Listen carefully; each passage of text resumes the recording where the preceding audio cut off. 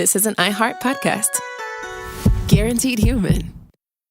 Support for the show comes from Public, the investing platform for those who take it seriously. On Public, you can build a multi-asset portfolio of stocks, bonds, options, crypto, and now generated assets, which allow you to turn any idea into an investable index with AI. It all starts with your prompt. From renewable energy companies with high free cash flow to semiconductor suppliers growing revenue over 20% year over year, you can literally type any prompt and put the AI to work. It screens thousands of stocks, builds a one-of-a-kind index, and lets you backtest it against the S&P 500.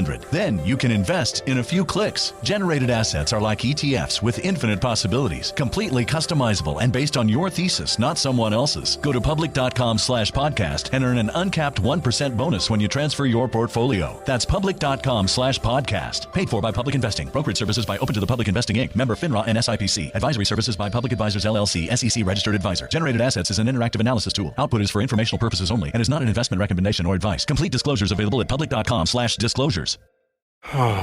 Sink into affordable luxury. Anabay is the only machine-washable sofa, inside and out. With stain-resistant slip covers and a cloud-like frame duvet, everything goes right in the wash. Plus, the modular design lets you change the look of your space anytime. Visit WashableSofas.com to upgrade your home. Shop up to 60% off site-wide, with sofas starting at just $699 and a 30-day money-back guarantee. Shop now at WashableSofas.com. Offers are subject to change, and certain restrictions may apply. There's no championship league for small business owners, but if there was, you'd be at the top of the standings. Because going pro with Lenovo Pro means you've got the winning formation, one-on-one advice, IT solutions, and customized hardware powered by Intel Core Ultra processors help you stay ahead of the competition. Business goes pro with Lenovo Pro. Sign up for free at lenovo.com/pro. Lenovo.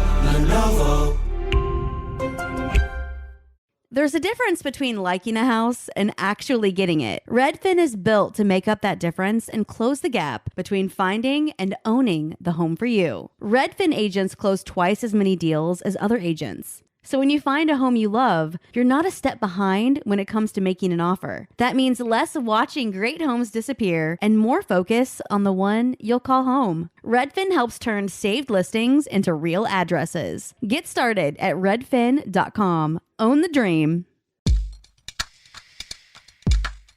Hello, everybody. This is Robert Evans. I'm the host of Behind the Bastards, and this is Behind the Bastards, the show where we tell you everything you don't know about the very worst people in all of history. This is part 2 of our episode on Trofim Lysenko, the scientist who got everybody killed. And with me today, as within part 1, is Max Silvestri. Max, how you doing? I'm doing great. Thank you for having me back to talk more death caused by Russian. Well, before we get into that, I want to tell you something I noticed about your last name, which is I enjoy saying Silvestri, but it's one of the rare names that I enjoy writing more than I enjoy saying. Really? I think it's because of the TRI. I don't know why. Yeah, I enjoy writing Silvestri. Oh, I've always felt it had a weird rhythm to writing it. I get lazy by the end of it, especially my full name is Maximilian, so it's like... Oh my gosh. I know. You've got a lot of ground to cover. When I was a kid, I had to learn it rhythmically, how to spell it. I still exhausting. kind of tap my foot. I am my Lian. Scantrons were not made for the likes of you. No. My nickname as a kid was Maximi because that's in my preschool. That's where it cut it off. Which, in hindsight, what kind of school only allowed 6 letters? Yeah, that for isn't a first a name? lot. That's not many. There's many common first names that hit 6 or more. Yeah, it's not weird. Well, thank you for saying that, Robert. Maximi is a pretty cool nickname, though. I did like it. It was like my first AOL screen name, I believe, in Maximi? 1994 was Maximi with no number. I was in early. Nice. Yeah. Wow. I mean, I feel like you had a choice to make there at some point as to whether or not to be a hip-hop artist, and you could have taken that road. Well, if you can believe it, my middle name, and it's Ukrainian actually, is Shaft. It's my mom's main name. So there was a moment Maximi Shaft? Yeah, Maximilian Shaft as Shaft. Some sort of showbiz name felt too much. I was like, I can't do it. It's going to feel like a bit. No one will believe it. So. Oh, my God. Man. I went to a family wedding this weekend, and it was my cousin with the last name Shaft, and I had never thought about the whole other side of the family that got married into it. Just the joke of all their speeches was I can't believe that our daughter is becoming a Shaft. She's now a Shaft. She's marrying all these Shafts.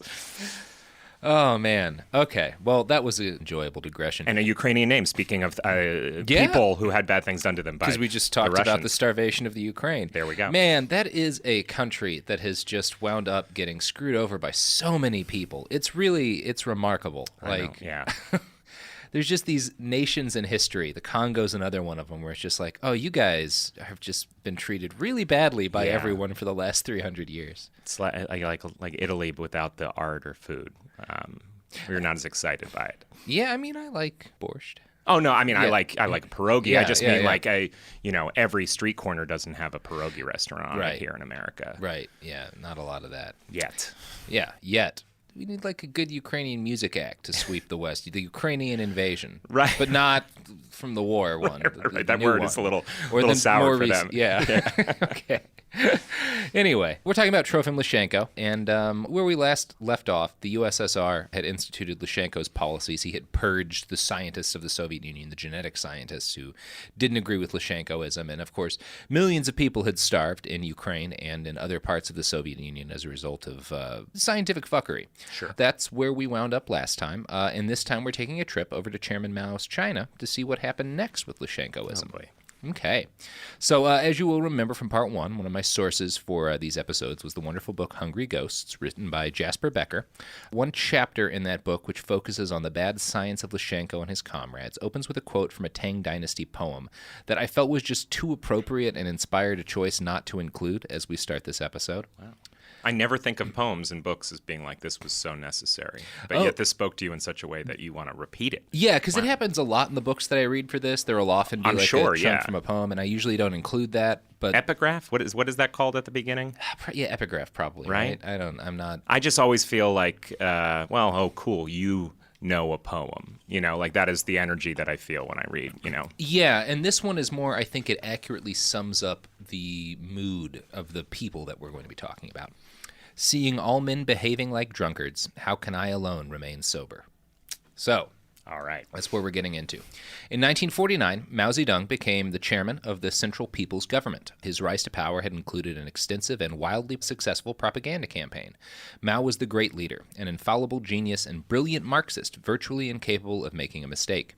After decades of war and chaos in China, he promised his people that he would make their country into a perfect state, a literal heaven on earth. Oh, great. I'm going to, quote from that book here.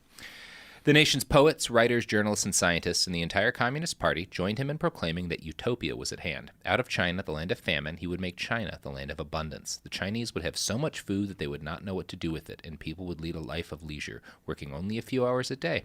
Under his gifted leadership, China would enter the final stage of communism, ahead of every other country on earth. If the Soviets said they would reach communism in 10 or 20 years, Mao said the Chinese would get there in a year or two.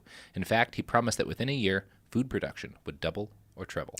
Wow. It's too much food. That is too much food. It's not good to have too much food. You're just going to piles of rotting vegetables. They started to worry about that. So one of the things that was instituted as a result of their worry that there was just going to be way too much food is they instituted a program to get rid of the pests before the pests could eat all of the food that they were sure was about to be there. And so for like a period of weeks, all of the peasants in China were turned out to murder sparrows en masse, to try to kill all of the sparrows. Oh, man. And they did the same thing with a couple of bugs, too, where just like people would just be chasing down birds and bugs all day. Oh, my God. If sparrows could talk, I'm sure they would try to just be, guys, we're not sure that we're going to need to get rid of me. You might want the sparrows. You don't know. Yeah, well, they had them a sparrow cost. Too much sparrow meat. Yeah. So, one popular slogan at the time was "Work hard for a few years, happiness for 1,000," which sounds good, right? Yeah, wow. Like, that's great the investment. problem. Yeah. I can think of other countries that promised happiness for 1,000 years. Was the idea that like they had a plan to buckle down and that they would be set up with abundance forever? Yeah, that was, again, this idea that you saw in the Soviet Union, that once we perfect our society, we will perfect the people in it, and then none of these problems that have been present throughout 12,000 however many years of recorded human history will happen anymore. We're just digging ourselves out of a hole because you've all been wrong. The people have been the wrong type of human. But and we're so now close. we figured it out. 2 years at most. 5, maybe. Yeah. Couple of years, and we'll reverse this 12,000-year-old train. Yeah.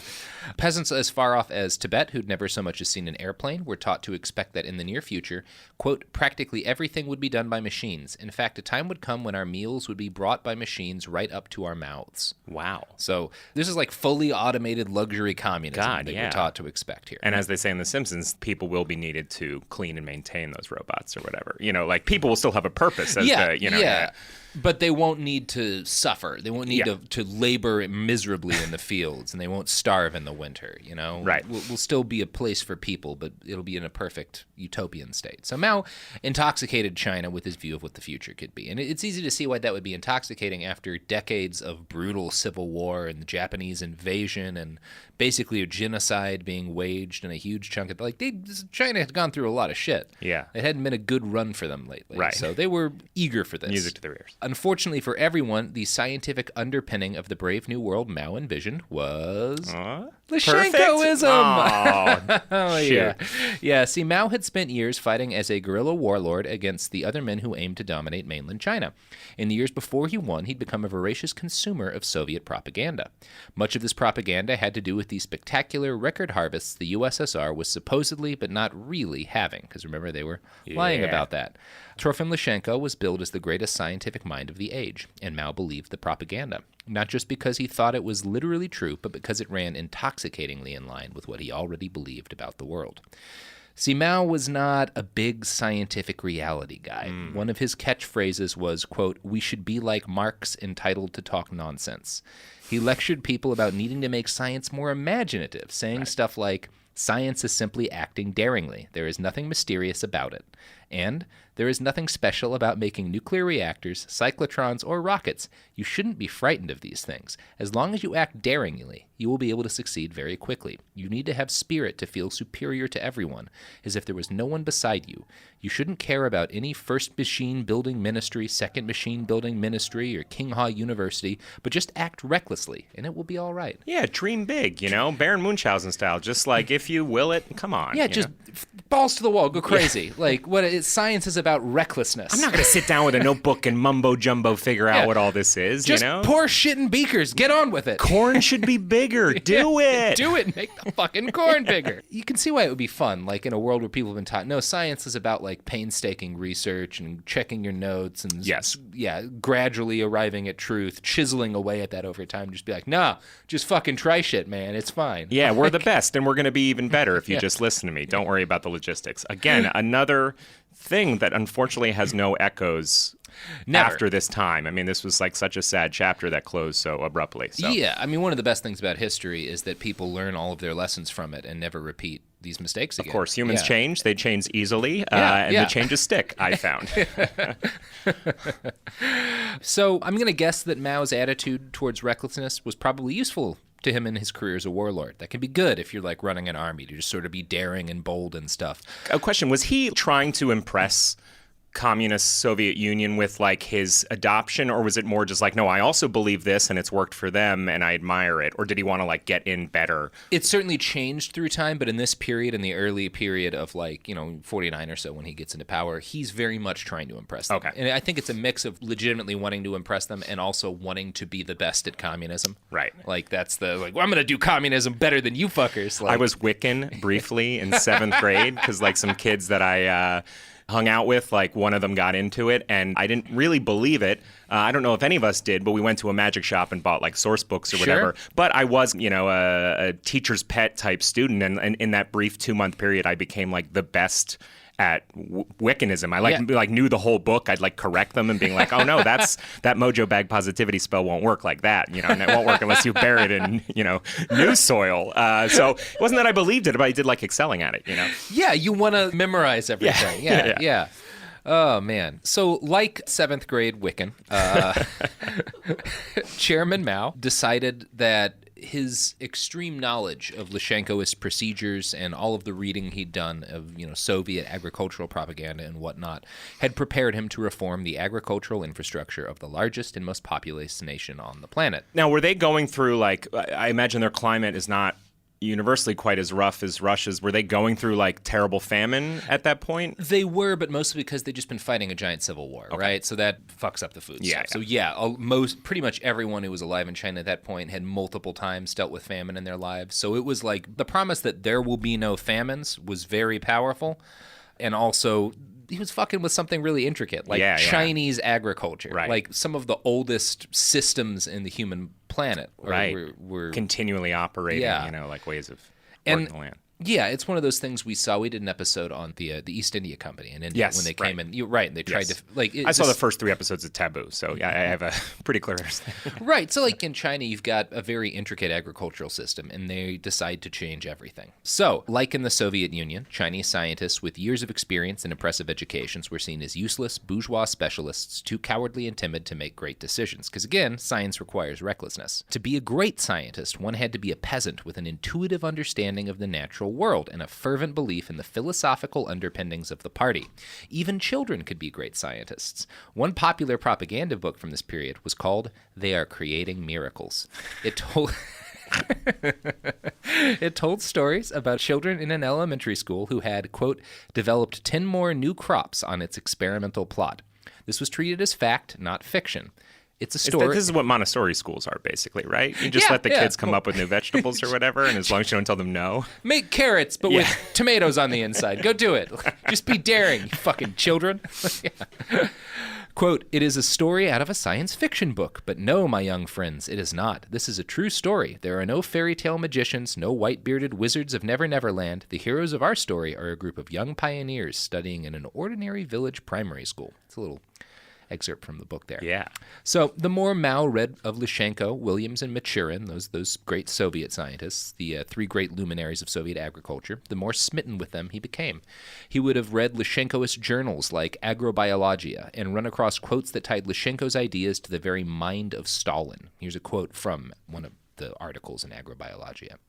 Stalin's teachings about gradual, concealed, unnoticeable quantitative changes leading to rapid, radical qualitative changes permitted Soviet biologists to discover in plants the realization of such qualitative transitions that one species could be transformed into another.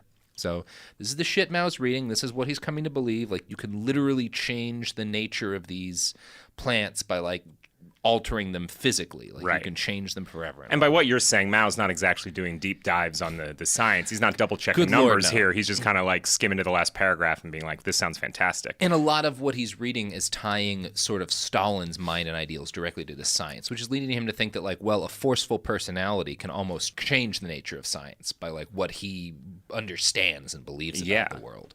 So Mao began to tell his friends of his exciting plans to have Chinese peasants plant seeds close together, saying, with company they will grow easily. When they grow together, they will be comfortable. Mao, like Lysenko, felt that plants of the same type could not compete with each other. The Chinese Communist Party gained its own Lysenkoist scientists, Liu Tianyu, who went on to persecute all of that country's experts in genetics. Throughout the 1940s, he mandated that Soviet agricultural science and best practices had to be used.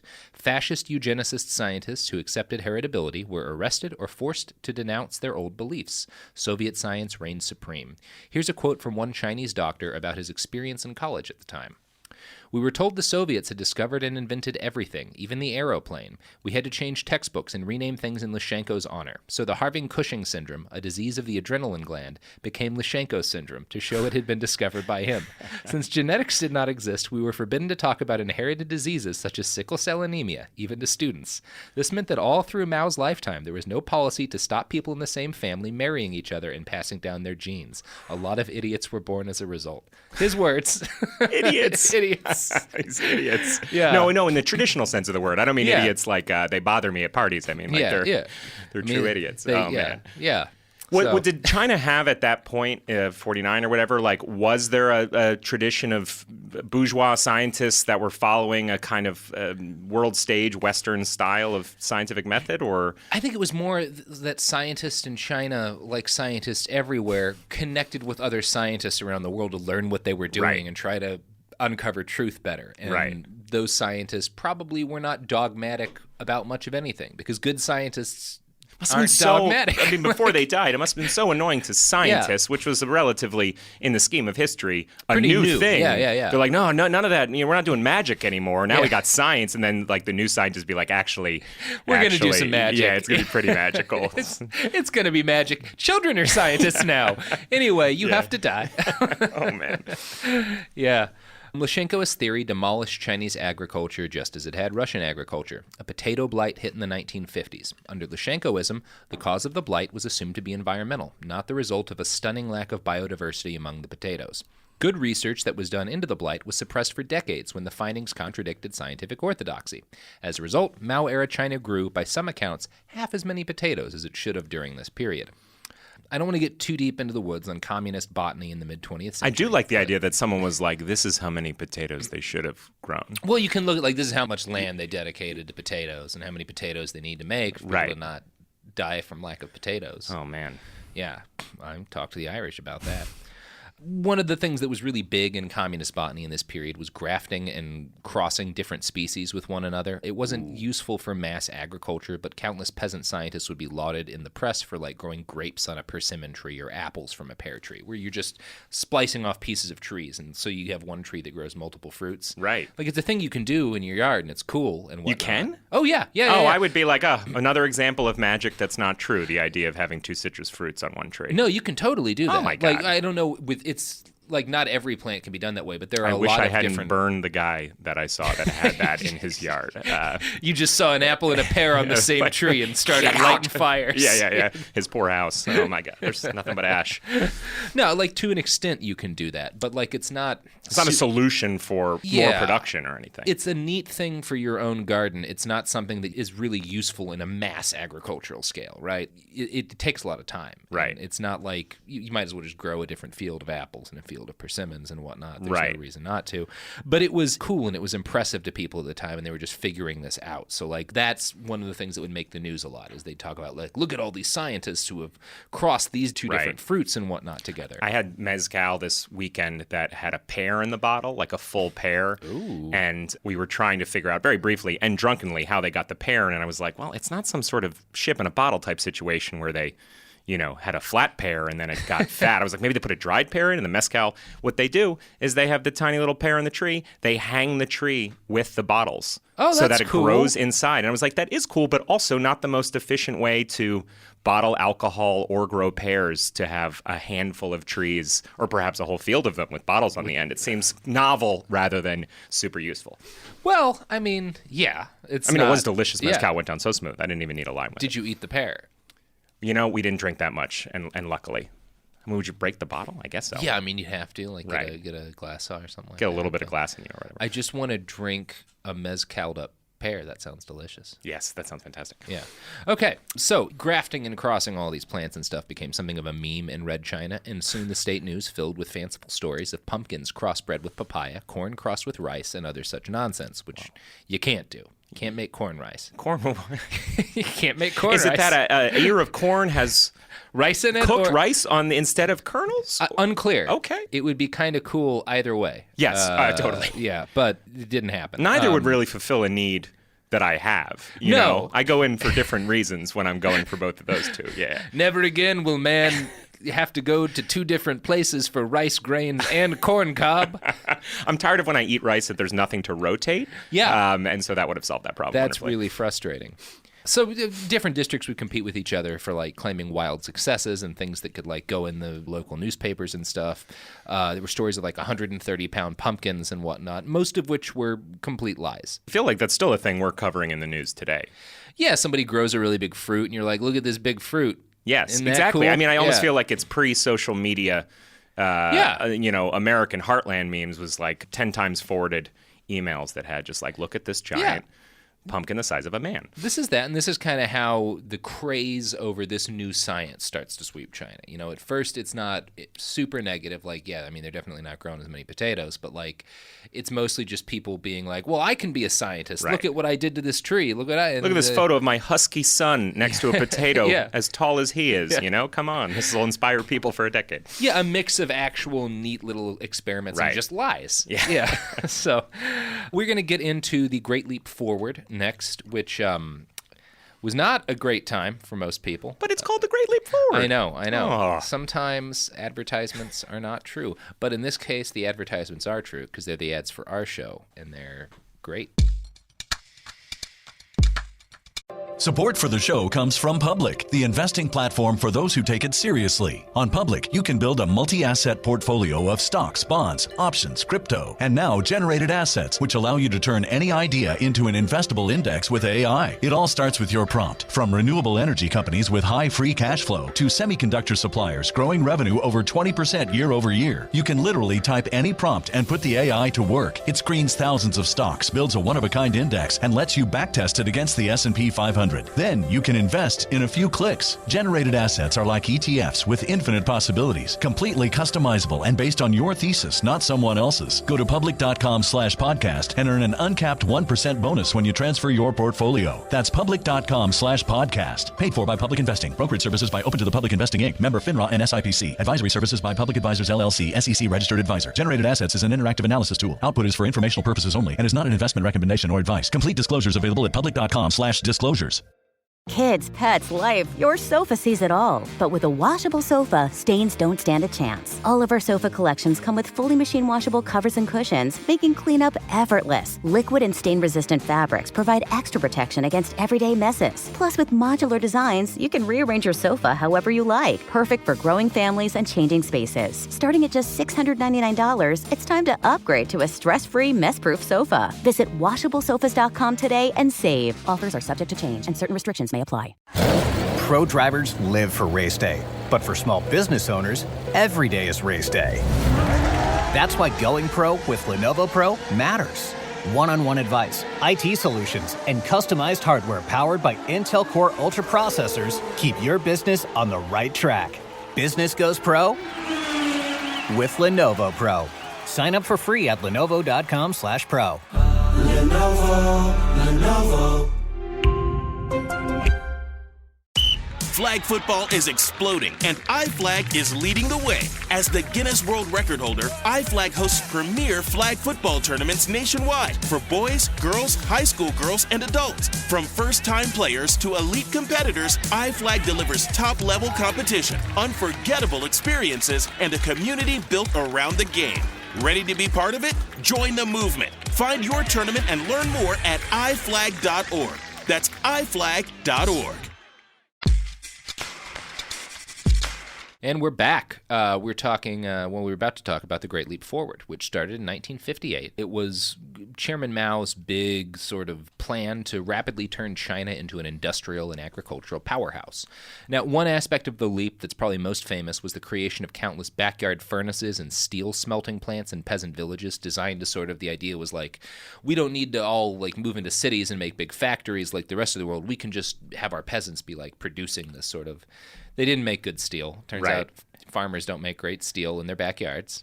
Well, we are going to need that steel for when all the robots do all the tasks in the near future. We might as well start building the steel. We might not have the robots yet. Yeah, we get the steel ready. The robots will... Anyway, it also involved an 8-point blueprint for Chinese agriculture written up by Mao himself and based heavily in Lysenko's theories. The 8 points included close planting and deep plowing. Yeah, real deep plowing. Two things that by 1953 the Soviet Union knew did not work. Because again, they had this data, they just weren't sharing it because they didn't want to embarrass themselves by admitting that they'd starved a lot of people unnecessarily with bad science. So they hadn't shared it, but were they like quietly changing practices? They were starting to by the mid-50s or so. Certainly by the late 50s, some of this had started to change in the Soviet Union, but they weren't letting people know. And so China was just like, I guess this stuff works. We'll give it a shot ourselves. So they would have told us. Yeah, they would have told us if this was killing people. Yeah. Prior to Lysenkoism, 1.5 million seedlings had been spread per 2.5 acres of farmland in China, right? In 1958, as part of the Great Leap Forward, Chinese farmers were ordered to plant 6.5 million seedlings per 2.5 acres. So that's, 1.5 million seedlings to 6.5 million seedlings. That's a lot more seeds being planted in the same amount of dirt. And in 1959, the government increased the number of seedlings to between 12 and 15 million per 2.5 acres. So they're just dousing way too many fucking seeds in the land, and they're gonna fight Hoping each that other. these seeds start talking to each other and be like, you know what, we Yeah. got to start growing differently. Like people, seeds are stronger together. Yes, exactly, yeah. Group dynamics, I remember something about. Every important crop in China was planted using this method, and across the board, almost all of the seedlings died. State propaganda photographers would do things like find a field of wheat that was growing, hide a bench inside it, and have kids stand on the bench so that they could at least claim that the wheat was growing so dense that children could walk across the top of a field of wheat. Wow. So, like, in reality, they're having huge trouble getting stuff to grow, and in the areas where it is growing, it's not growing any denser than it ever came in before, but they're essentially faking it. They're cropping the Yeah. photos in a way that it makes it look like their, potato inauguration is far more populated with potatoes than perhaps it actually is. Yeah, and many people didn't know this was bullshit. Millions of farmers were watching crops die. The propagandists who, stuck benches inside of fields knew that they were faking yields. This was all essentially a play put on for Chairman Mao out of what was probably a mix of genuine desire to please the chairman and fear of what would happen if their yields didn't match what he'd already declared to be reality. One witness to a visit from Mao to the Xinli experimental field outside Tianjin in 1958 recalled that, before he arrived, everyone grabbed rice plants from other fields and shoved them together so tightly that you really could walk across them. Once Mao left, the rice was replanted. Mao's doctor recalled seeing the same thing done in a different city the chairman visited. He later stated, "All of China was a stage, all the people performers in an extravaganza for Mao." So Wow. Everybody's just like, we gotta, this is the guy. Yeah. We've got to make it look like this shit's working. And weirdly, walking on it is the way we've all decided that yeah, thing, it is things are weird going meme great. spread It's it's going to grow so dense we can walk across it. Right. This is the thing. We're committing to that? How else can you say it's growing a lot of fucking corn? Were there purges happening yet? Yeah. I mean, I know as a thing, people were murdered that didn't quite fall there in were line, but- definitely purges. Oh yeah, he's purging. He's Okay. purging during this period. So Mao also fell in love with the idea that Soviet scientist Williams had come up with, basically that planting seeds super deep was a good idea.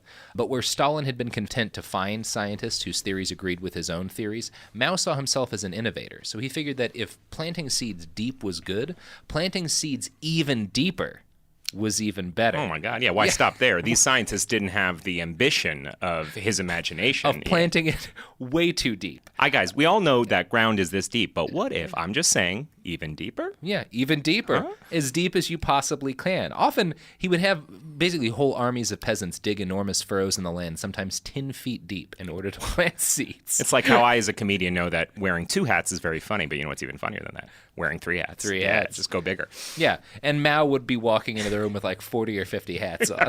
And everyone would also be like, we also need to put these hats on. Everybody get on that many hats. How dare you not have 30 hats? Walk across the hats. In one province, 5 million people were ordered to plow for 45 straight days in order to prepare 3 million hectares of land. In the north, where the soil was too frozen to dig into, holes were blasted with dynamite in order to help them dig deeper.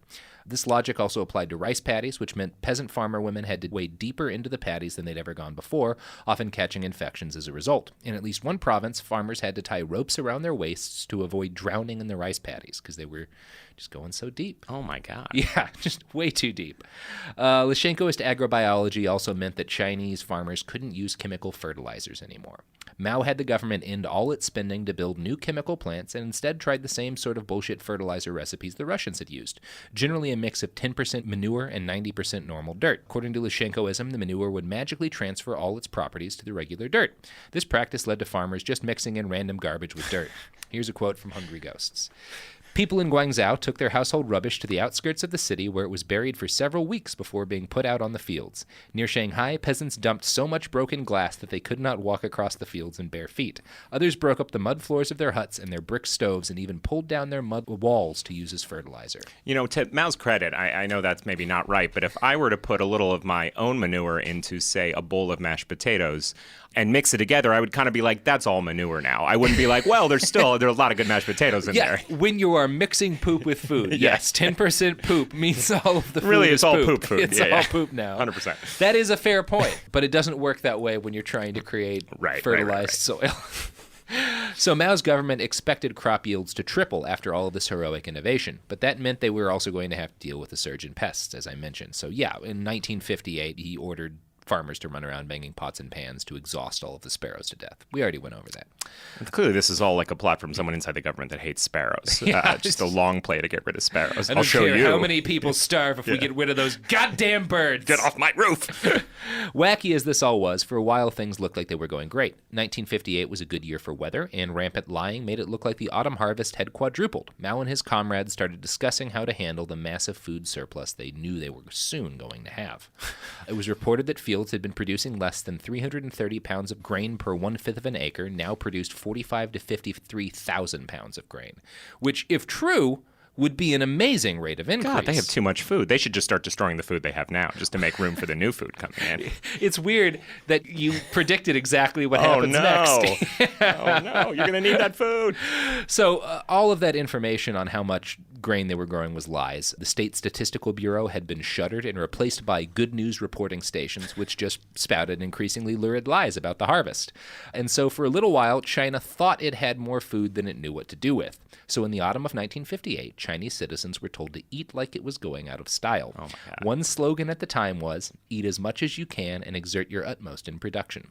Peasants in a village called Zhengdu told anthropologists later that, quote, everyone irresponsibly ate, whether they were hungry or not, and in 20 days they had finished almost all the rice they had, rice which should have lasted 6 months. Oh my God. So I do now feel guilty that is my attitude to eating.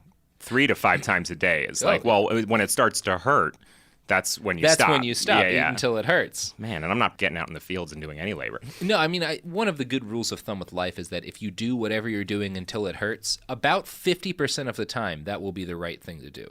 Your body has a way of telling you to stop, which is causing you physical discomfort.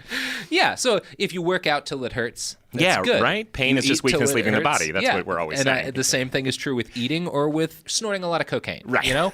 Do coke until you start to bleed too much to do more coke. And then it's time to stop doing coke. Switch nostrils, right. Switch nostrils, switch drugs. Yeah. You know? Move to the butt. Till your veins collapse. Yeah. Do it till it hurts. Advice for all of our listeners. So, Wei Di, a survivor of the Great Leap Forward, later recalled, we lived well. We ate a lot of meat. It was considered revolutionary to eat meat. If you didn't eat meat, it wouldn't do. People even vied with each other to see who could eat the most.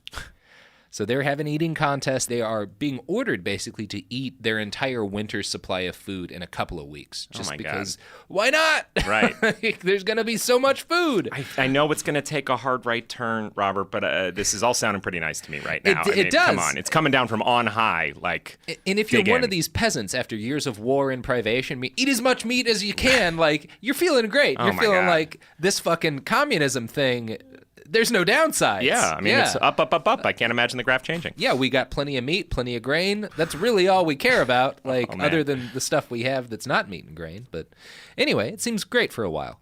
People ate so much that by the time winter came around, the granaries were empty, and most of China was running out of food. So there's that hard right turn. The state still had full granaries, but rather than hand out food to the people, Mao convinced himself that the peasants were hiding grain to be counter-revolutionary. It was very important to him that communism seemed to be doing well in China. He didn't want to look bad to the USSR. So he had China double her grain exports and cut down on imports. That way, it would at least look like a success. Now, oh man, this is like a rom-com where two characters hate each other or are too afraid to tell the other person the truth because they don't want to look bad. But really, if they just came together and had a sit-down conversation, which they might at the end of this film, they'd be like, we have a lot in common. I don't have any grain. Do you have any grain? None. Oh my God, I've been trying to impress you this whole time. It would be really fun to do a nice romantic comedy set during just as 20 million people starve to death.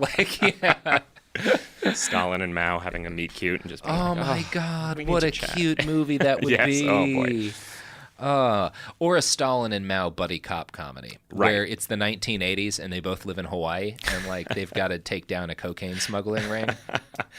Maybe a road movie where they're just going to get more grain to get, something where it's just they have to spend a lot of time in a truck together. In a car together, yeah. There's a lot of fun potential in that premise. Yeah. Okay. So the collective farming system that Mao and his regime had induced meant that the farmers were never actually in direct control of the food that they grew and harvested. It went into communal granaries and was cooked in communal kitchens. All this meant that it was under the direct control of party functionaries who all wanted to deliver record-breaking allocations to the government. So food that could have fed people was given to the government for the sake of individual party members' careers, and Mao then shipped it out of the country for the sake of his own ego. 1958's harvest had been the highest in a decade, but by the spring of 1959, more than 24 million people were starving in China. Mao, being Mao, was incapable of attributing his nation's growing problems to his own policies. The increasingly evident failures of the Great Leap Forward were only, quote, tuition fees that must be paid to gain experience. So... That's an artful way of putting.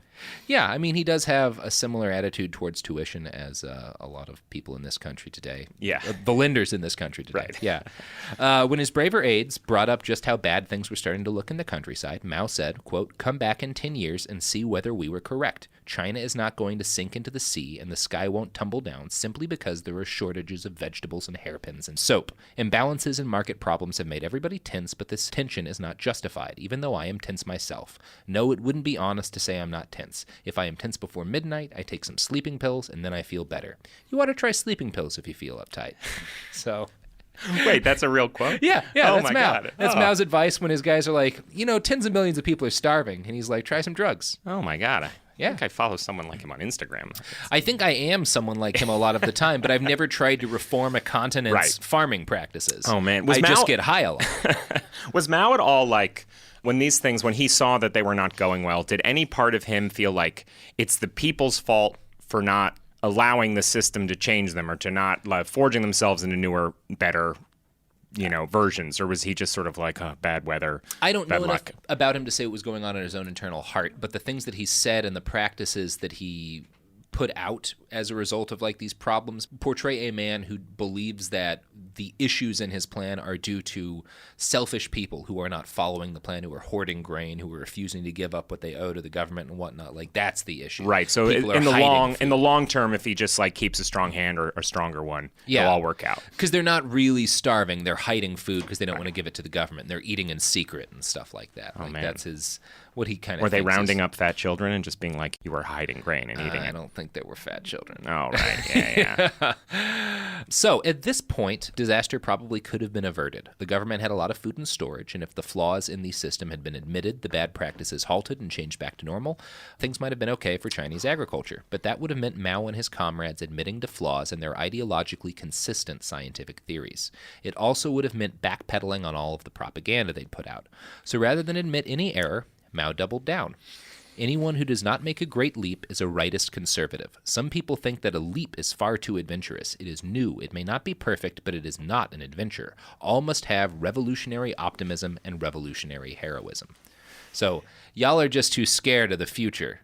Yeah. And that's why this is having some growing pains. I'm a revolutionary. We all got to be a little... We all got to be revolutionaries. Those growing pains might feel a lot like hunger pains, but it's growing pains. I mean, not for me or the other cadres, the members of the Communist Party in China, because we all are eating well. We have a disgusting amount of grain. If I see one more bowl of grain, I am done. Yeah, I throw out more than I eat. Yeah.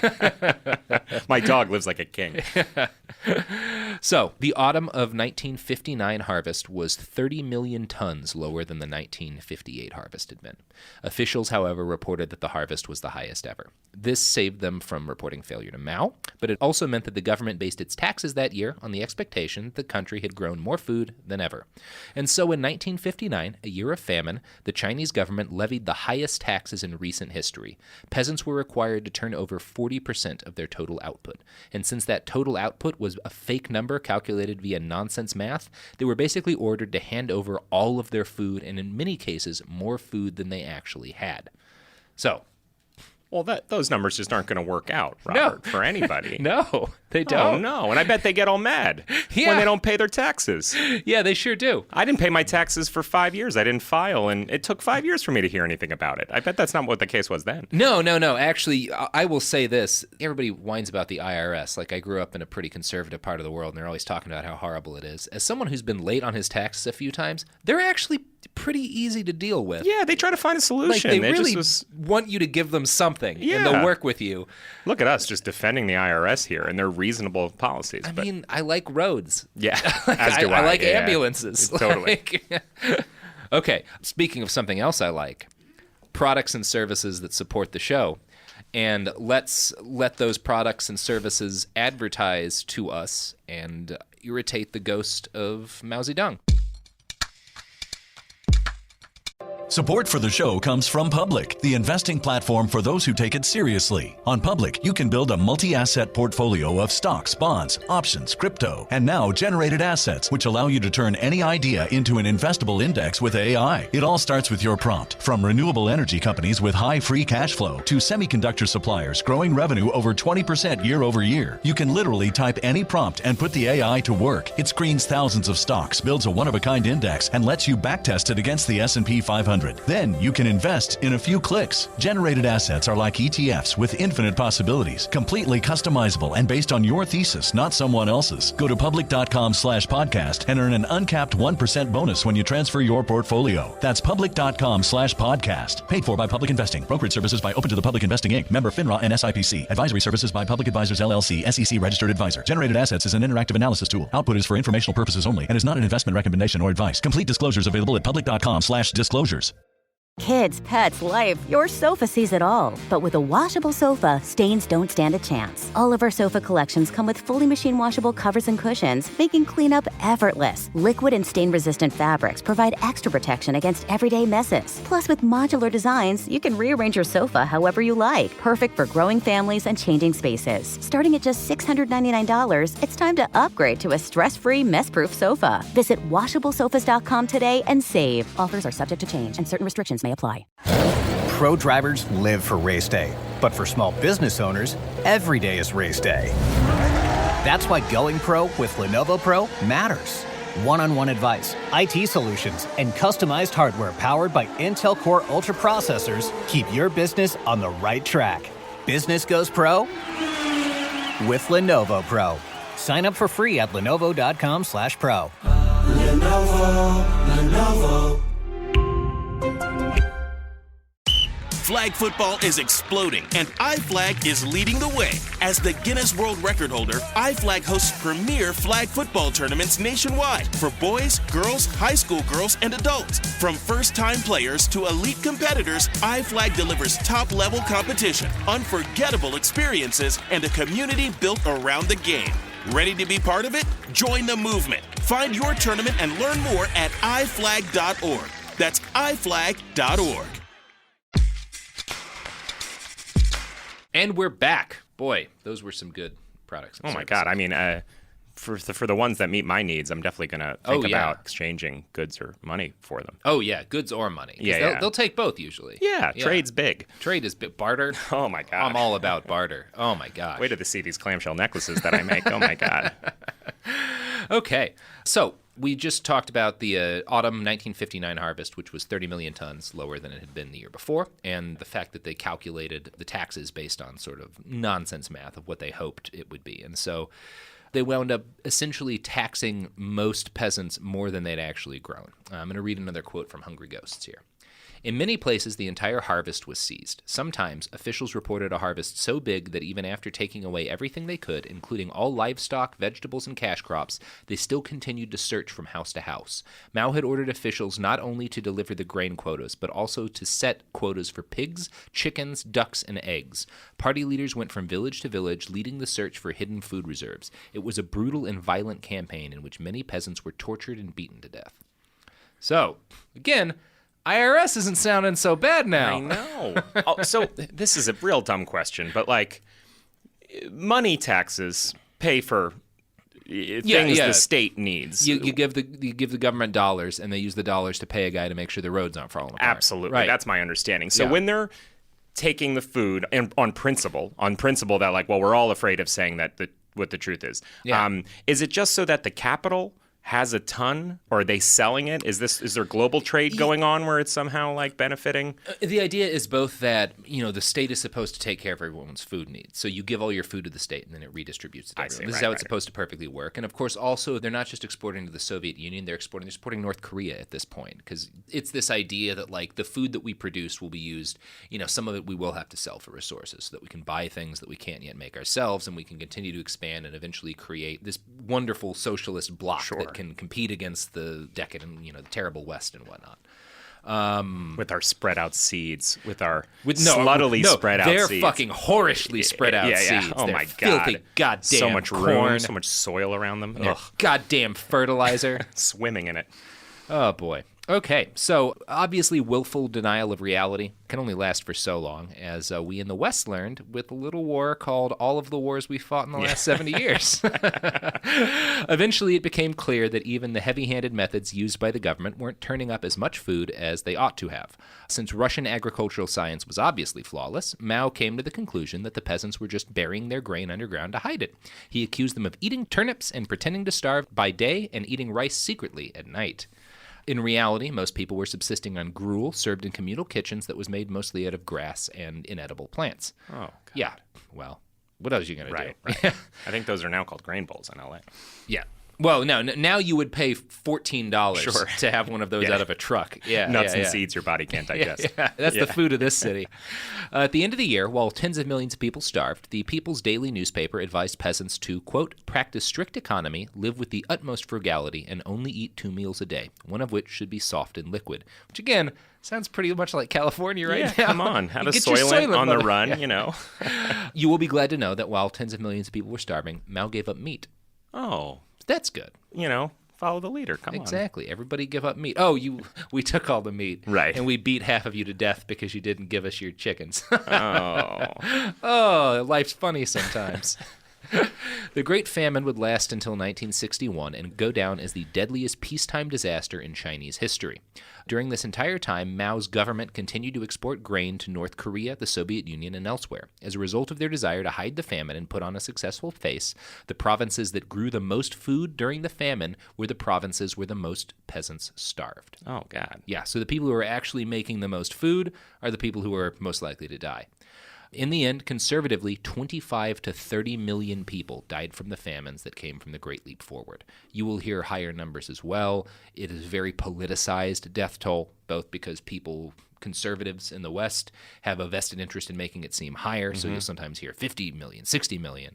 And also people who are, further to the left or even Maoists today have a desire in downplaying the famine. 25 to 30, maybe 35 million seems like a very fair estimate based on what I've read, which is obviously a nightmare. It's a big range, but it's all bad. It's probably roughly half the death toll of World War II, starved to death during this famine that didn't need to happen. Oh, my God. So these deaths were the result of many different bad policy decisions. The idea to make steel in backyard furnaces and stuff was not great. I've tried to smelt, and I don't You're a have the knack smelter? for it. I've tried, amateur, you Yeah. go online, you watch these videos. Yeah, you set it up in your backyard, you melt down your plowshares. Of course. Exactly. Yeah, of yeah, course. yeah. Then You you get it don't real have anything hot to so farm that's with. liquid, and then you let it cool into the shape you want. I man. tried. It never works. Yeah, no, it's not great. So there were a lot of factors in the Great Leap Forward and why so many people starved, but Lysenkoism was maybe the number one contributing factor to this famine. Wow. The blame for many of these deaths then must land on the head of Trofim Lysenko. It is very likely, although impossible to prove to 100% certainty, that Lysenko was responsible for more death than any other scientist in human history. Although there's still time for the guys who made the atom bomb to take that, Yeah, know. right? Come on. But right now, it's probably Lysenko. Where is he right now again? Oh, he's back in the Soviet Union. That's about where we're about to get back to. Good, Yeah. good. So Trofim's dominance in the Soviet agricultural science started to degrade in 1953 after the death of Stalin. Some of this was due to the millions of people who'd starved, but a lot of it had to do with some very public post-World War II failures. Right after the war ended, Lysenko launched the Great Stalin Plan for the transformation of nature. He believed that he could change Russia's climate and make it warmer by growing millions upon millions of trees. That might work if you could do it. I don't know. Yeah. It seems like it might actually work. But because he was Lysenko, he ordered all of the seeds and saplings to be planted incredibly close to each other. And all of the plants died. I feel like if you're trying to grow things, the essential thing is to grow them right. He has all these other big ideas, but can't actually nail just... It's like people have been growing trees for forever. Yeah. Like, we know. We know. There's forests everywhere you look. Yeah. Come on, you don't need to change that up. So, yeah, he tries to plant millions and millions of trees really, really close together, but the plants all died, of course. Of course, they didn't die before the composer Shostakovich had written his choral symphony, The Song of the Trees, and Bertolt Brecht had penned this poem about the forest that was supposed to happen, but never wound up actually growing because... Anyway... Don't put your poem before the forest, is what I always say. Let the forest grow and then write There's the poem. a lot of wisdom there. Don't put your poem... But, well, I'm going to read the poem for this non-existent forest anyway. So let us with ever newer arts change this earth's form and operation, gladly measure 1,000-year-old wisdom by new wisdom 1 year old. Dreams, golden if, let the lovely flood of grain rise higher. So, all the more tragic. yeah. Beauty wasted on Yeah. science.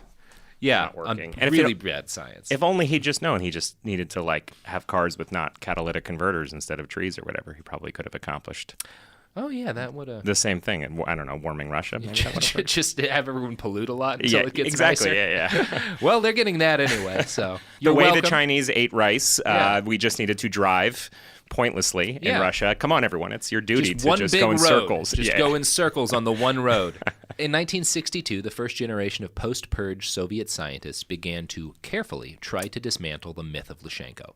Nikita Khrushchev, Stalin's successor, protected Lysenko for a little while, but Khrushchev lost his job in 1964. And that same year, physicist Andrei Sakharov denounced Lysenko to the Russian Academy of Sciences. Quote, he is responsible for the shameful backwardness of Soviet biology and of genetics in particular, for the dissemination of pseudo-scientific views, for adventurism, for the degradation of learning, and for the defamation, firing, arrest, and even death of many genuine scientists. So Sakharov is spitting some fire against Lysenko. Damn. Yeah, that's pretty damning. In 1965, Lysenko was removed from his position as the director of the Institute of Genetics and forced onto a tiny experimental farm where he was allowed to continue his mostly lie-based research alone. That same year, the president of the Academy of Sciences declared that Lysenkoism was no longer immune to criticism, because it had been legally immune to criticism since, I think, 1946. An expert commission was sent to look into Lysenko's experimental farm and study his methods. They found that he was an obvious and tremendous fraud. These results were published, permanently demolishing Lysenko's career and reputation. Oh, I mean, I have truly no sympathy for this man and who he killed. But the image of, this deeply fallen from grace scientist on a small little experimental farm trying to make, I imagine, a grain or some empty, shit. trying to do whatever, being maybe the seed should be even closer. What if I make even more seeds? Yeah, maybe the problem is we're not digging deep enough. You guys give me too few seeds, and now everything's growing. Okay, so Trofim attempted to defend himself from this attack. He wound up in a 6-hour debate with the experts commission where he basically argued that what he fed his animals and how he altered his compost for different experiments, his utter lack of control groups, all of that was meaningless. The details of his experiments shouldn't matter. What should matter was his results, which he reported, and they should basically just trust what he reported as the truth. Yeah. Yeah. I mean, why would he lie? He's a scientist. Exactly. He's a scientist. Just go to the last page. Yeah. Don't make me show my work. The point is, whether I have a calculator or not a calculator, the answer is right. I'm going to quote from a book called The Lysenko Affair here. He had never troubled himself to be precise, and he insisted that precise data were not essential. Shrilly, he called attention to biological theory, to the progressive biological theory that had been developed, quote, in unity with the practice of collective and state farms, and that had always enjoyed the support of the party and state. Basically, he whined that his theories were correct with communism, and the party had always supported him. So why were they suddenly being so mean and asking for proof? Which, if you're Lysenko, this has got to be confusing. Yeah, you're like, you guys like me so much. It was crazy. Some of the times I'm like, well, they're not going to like this one. And then you liked it even more. They're not going to plant even more seeds closer together. All right, okay. Well, they know. Yeah. Here's another quote from the Lysenko Affair. The specialists stuck to their narrow task with devastating effect, for Lysenko and his colleagues were simply incapable of sustained reasoning with facts and figures. Their favorite devise, as the chairman of the investigating commission put it, was to, quote, to say a single thing and hush up all the rest, as long as everything looks good. This was a perfectly obvious and deadly accurate characterization, and would have been with respect to any of Lysenko's recipes at any time beginning in 1929, when he first became prominent with his scheme for vernalizing grain. But that perfectly appropriate response to Lysenkoism was 35 years overdue. Which, we know what happened now in those 35 years. Yeah. Like 40 million people died. Oh, so many. About 1 million people a year, maybe. Yeah, it's hard to, a lot of that was Stalin wanting to kill the Ukrainians and the kulaks and stuff. Like, there was other shit wrapped into that, but... It's an impressive, sustained production, you know? Like, I feel like a lot of the big death tolls ascribed to one person are, like, in a bit of a tighter window, and this is just, like, to just keep pumping out deaths. Yeah, because you look at, like, the Nazis, and they were murder sprinters. You know, most of the killing they did was, like, 42 to 45, and then they were sort of out of gas. Lysenko's killing people for a really long time. And, you know, you kill a man man's fish, he starves for a day. You teach a man to kill his fish accidentally, then you've got multiple generations of people with no fish. Think of the long game. So, finally, at least, the Soviet Union's agricultural scientists were able to do actual science again. Quote, the confusion of political and technical authority was now declared to be a mistake. Specialists were to resume their laborious efforts to distinguish really worthwhile methods from those that only seemed so.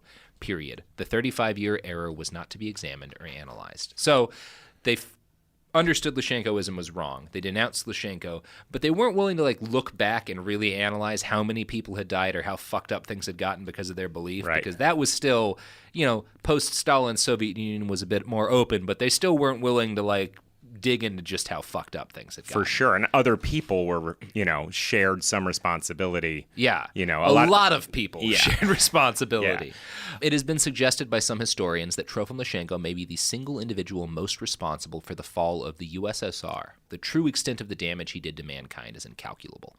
Lysenko died in Moscow in 1976. The government waited 2 days to even announce his death. So in the end, he died obscure and discredited. But the politicians and officials who enforced his shitty science and praised him while he was Stalin's favorite were not punished, nor were the people who'd helped export his bad ideas to China after 1953, when the Soviets knew damn well Lysenkoism did not work.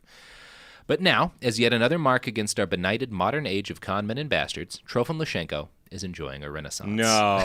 Oh, I barely got to relish. That was 4 minutes of him living in obscurity. Yeah, no, and now he's back to, it's the Trofineissance? Oh, boo. Lysenkoissance? Yeah, right. They can't all be the McConaissance. No. Not all the words euphonically work the right way. No, it looks better on paper, like Trofineissance on, I can't even pronounce it right. No, it looks like it should pronounce. Yes. But I'm not. You're not It's nailing not it. coming out right. Yeah. Anyway, record yourselves trying to portmanteau Trofim and Renaissance and send it to us on Twitter. So, according to an article in Current Biology, over in Russia, the work of Lysenko has been picked up by, quote, a quirky coalition of Russian right-wingers, Stalinists, a few qualified scientists, and even the Orthodox Church. So, it's coming back a little bit. Now, one of the reasons for this is epigenetics, which is sort of a new finding in genetic science. We've basically learned pretty recently that certain things that happen in the environment, like living through a bad winter or a war, starving for a period of time, can be passed down from parents to children, meaning that to a tiny extent, some of the ideas of Lamarckian genetics are not 100% wrong. This has been seen by some as evidence that Lysenko was right all along, even though epigenetics has to do with changes in genes, and Lysenko didn't believe genes existed. The other factor is that these changes always revert after a couple of generations or something. Okay. They're not permanent, but if you live through a famine and you have a kid right around that time, you can pass on certain things as a result of the fact that you were in that extreme state. Wow. And this, I feel like the simple grade school version of genetics and evolution I learned did not take that into account, and I probably got answers marked wrong that perhaps... I feel like that's somewhat recent in the last 20 Epigenetics years. is definitely pretty recent that we've really gotten an understanding of it. I don't claim to be an expert on genetics. People are still figuring this out. But Lysenko didn't believe in genes. Right. So it's wrong to say people who were attacking Lysenko weren't saying nothing is passed down as a result of environmental changes. They were saying you can't reliably control for that when you're trying to figure out how to grow better grain. Yeah. And in fact, Lysenko had declared the entire science of genetics to be, quote, an expression of the senile decay and degradation of bourgeois culture. So crediting him for epigenetics is a little bit irrational. Are the people, though, that are giving rise to it again, doing it out of the ideological principle of it?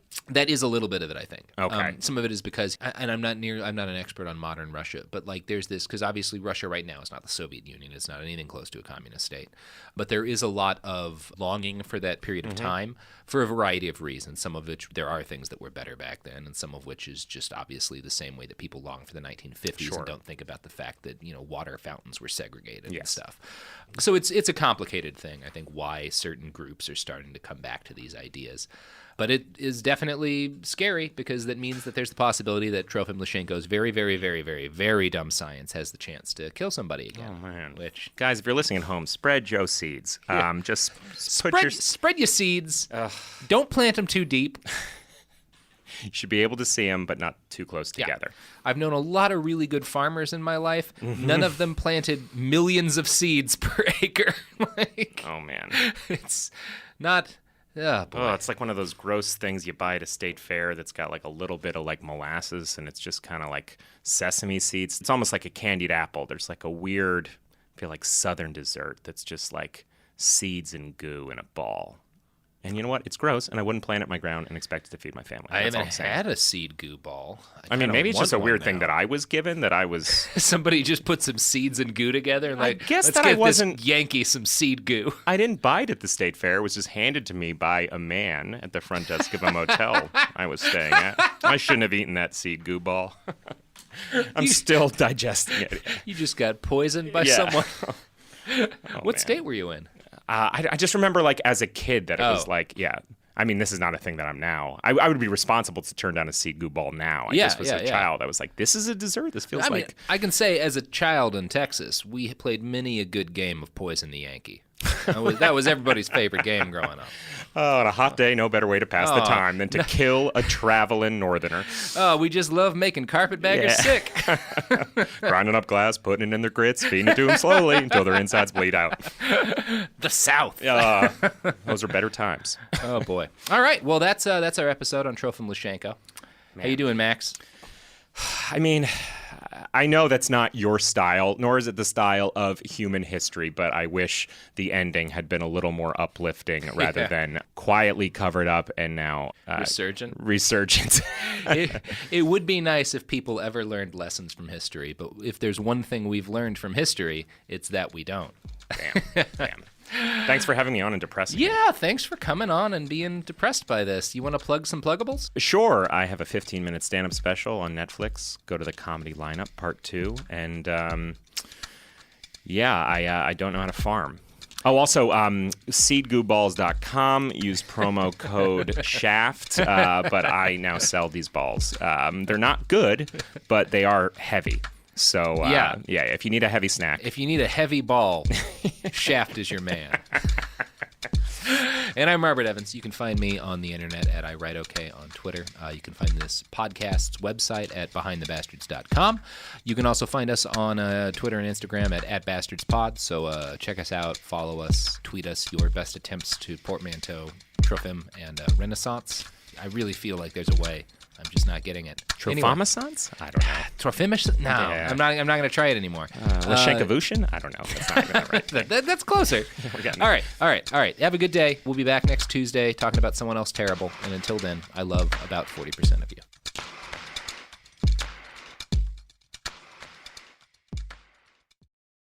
A BetterHelp ad. We get it. February is full of flowers, candy, and, of course, lots of talk about relationships. It can feel like everyone else has it all together in their love lives. But the truth is, we're all still figuring it out. Whether you're working on your marriage, navigating the dating apps, or prioritizing staying single, no matter where you are, you're right on time. Therapy can help you find your way and take some of the pressure off yourself so you can determine what you want, what feels heavy, and how you can feel lighter. Just a little bit of outside perspective from a professional can lead to new understanding and a lot of progress. So the next time you're feeling iffy about your love life, try therapy with BetterHelp and see where it takes you. And remember, you're right on time. Visit BetterHelp.com for 10% off. That's BetterHelp.com. Life gets messy. Spills, stains, pet accidents, and kid chaos. But with Anabei, cleaning up is easy. Our sofas are fully machine washable, inside and out, so you never have to stress about messes again. Made with liquid and stain-resistant fabrics, that means fewer stains and more peace of mind. Designed for real life, our sofas feature changeable fabric covers, allowing you to refresh your style anytime. Need flexibility? Our modular design lets you rearrange your sofa effortlessly. Perfect for cozy apartments or spacious homes. Plus, they're earth-friendly and built to last. That's why over 200,000 happy customers have made the switch. Upgrade your space today. Sofas start at just $699. Visit washablesofas.com now and bring home a sofa made for life. That's washablesofas.com. Offers are subject to change and certain restrictions may apply. There's no championship league for small business owners, but if there was, you'd be at the top of the standings. Because going pro with Lenovo Pro means you've got the winning formation, one-on-one advice, IT solutions, and customized hardware powered by Intel Core Ultra processors help you stay ahead of the competition. Business goes pro with Lenovo Pro. Sign up for free at lenovo.com/pro. Lenovo.